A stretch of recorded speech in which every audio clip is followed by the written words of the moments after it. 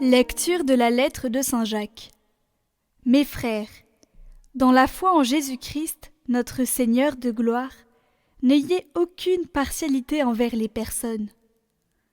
Imaginons que, dans votre assemblée, arrive en même temps un homme aux vêtements rutilants, portant une bague en or, et un pauvre aux vêtements sales. Vous tournez vos regards vers celui qui porte le vêtement rutilant, et vous lui dites « Assieds-toi ici, en bonne place ». Et vous dites au pauvre « Toi, reste là debout ». Ou bien « Assieds-toi au bas de mon marchepied ». Cela, n'est-ce pas faire des différences entre vous et juger selon de faux critères ? Écoutez donc, mes frères bien-aimés. Dieu, lui, n'a-t-il pas choisi ceux qui sont pauvres aux yeux du monde pour en faire des riches dans la foi et des héritiers du royaume promis par lui à ceux qui l'auront aimé ? Mais vous avez privé le pauvre de sa dignité. Or, n'est-ce pas les riches qui vous oppriment et vous traînent devant les tribunaux ? Ce sont eux qui blasphèment le beau nom du Seigneur, qui a été invoqué sur vous. Certes, si vous accomplissez la loi du royaume selon l'Écriture, tu aimeras ton prochain comme toi-même, vous faites bien. Mais si vous montrez de la partialité envers les personnes, vous commettez un péché, et cette loi vous convainc de transgression.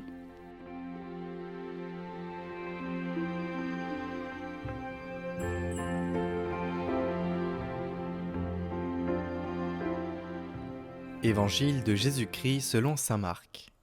En ce temps-là, Jésus s'en alla ainsi que ses disciples vers les villages situés aux environs de Césarée de Philippe. Chemin faisant, il interrogeait ses disciples. « Au dire des gens, qui suis-je » Ils lui répondirent « Jean le Baptiste, pour d'autres Élie, pour d'autres un des prophètes. » Et lui les interrogeait. « Et vous, que dites-vous ? Pour vous, qui suis-je » Pierre, prenant la parole, lui dit « Tu es le Christ. » Alors il leur défendit vivement de parler de lui à personne. Il commença à leur enseigner qu'il fallait que le Fils de l'homme souffre beaucoup, qu'il soit rejeté par les anciens, les grands prêtres et les scribes, qu'il soit tué, et que 3 jours après, il ressuscite. Jésus disait cette parabole ouvertement. Pierre, le prenant à part, se mit à lui faire de vifs reproches. Mais Jésus se retourna, et voyant ses disciples, il interpella vivement Pierre. « Passe derrière moi, Satan. Tes pensées ne sont pas celles de Dieu, mais celles des hommes. »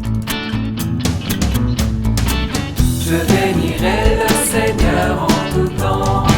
Je garderai sa louange à mes lèvres. J'exulterai en Dieu seul mon sauveur. Que les pauvres entendent ma voix et soient en fête.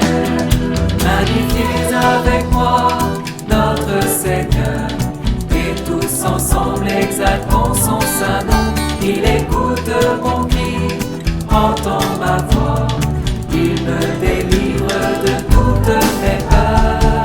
Je bénirai le Seigneur en tout temps, je garderai sa louange à mes lèvres. J'exulterai en Dieu seul mon sauveur, que les pauvres entendent ma voix et soient en fête.